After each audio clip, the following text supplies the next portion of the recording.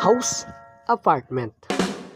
Hello everyone! Kamusta kayong lahat? At welcome! Maraming salamat sa pagbisita dito sa ating page. And for this video, i-share ko po sa inyo itong details and information ng ating na-locate at na-visit na house and apartment. Kaya naman, para sa mga naghahanap ng house and apartment bago malilipat ang bahay, ito po yung vacant, open for viewing and ready for occupancy, pwede nang malipatan kaagad. Ito po yung house apartment with 1 bedroom and 1 bathroom. Kung mapapansin nyo, nakatiles na ang flooring, bagong pintura, may sarili po itong metro ng kuryente, may sariling metro ng tubig. Yes kids, yes pets allowed for motorcycle parking only.